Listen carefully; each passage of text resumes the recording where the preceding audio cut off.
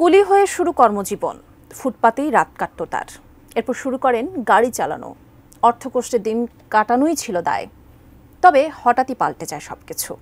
কয়েক বছরের ব্যবধানে তিনি গড়ে তোলেন অঢেল সম্পদের পাহাড়। শুধু তাই নয়, শেখ হাসিনা সরকারের আমলে নির্বাচনেও দাঁড়াতে চেয়েছিলেন তিনি, কিন্তু তার করা হয়নি।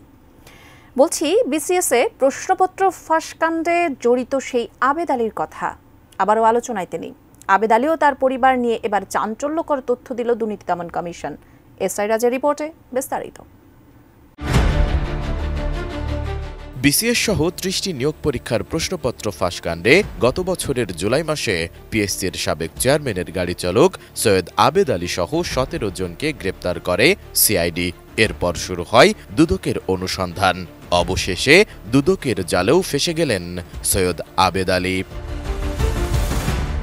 আবেদ আলী ও তার পরিবারের বিরুদ্ধে ৪১ কোটি ২৯ লাখ টাকার সন্দেহজনক লেনদেনের তথ্য পেয়েছে দুর্নীতি দমন কমিশন দুদক। তার ১২টি ব্যাংক অ্যাকাউন্টে ২০ কোটি ৮৮ লাখ টাকা জমা এবং ২০ কোটি ৪১ লাখ টাকা উত্তোলন করার মাধ্যমে এই লেনদেনের বিষয়টি উঠে এসেছে। কোয়ালিটি সম্পন্ন আন্তর্জাতিক মানের CMT 500W CSRM committed for better still। এছাড়া ৩ কোটি ৭২ লাখ ৯৯,৯৯৭ টাকার জ্ঞাত আয় বহির্ভূত সম্পদ অর্জনের অভিযোগও রয়েছে তাদের বিরুদ্ধে। তার স্ত্রী শাহরিন আক্তার শিল্পী ও তার ছেলে সৈয়দ সোহানুর রহমান সিয়ামের নামেও পৃথক মামলা দায়ের করা হয়েছে।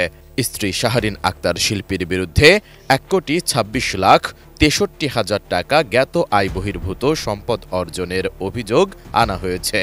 তার দুটি ব্যাংক হিসাবে ১ কোটি ৭৮ লাখ ৭৬,৬৩৬ টাকা জমা এবং ১ কোটি ৭৭ লাখ ৬৪,০৯৫ টাকা উত্তোলন সহ মোট ৩ কোটি ৫৬ লাখ ৪০,৭৩১ টাকার সন্দেহজনক লেনদেনের অভিযোগ আনা হয়েছে।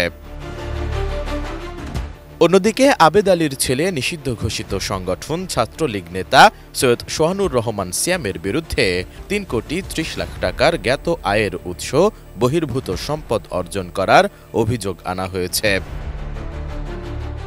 এর আগেও ২০১৪ সালে প্রশ্নপত্র ফাঁসের অভিযোগ প্রমাণিত হওয়ায় চাকরি থেকে আবেদ আলীকে বরখাস্ত করা হয়।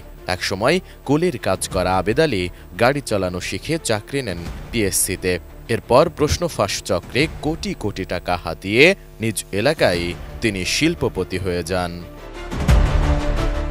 এসআই রাজ, ATN নিউজ।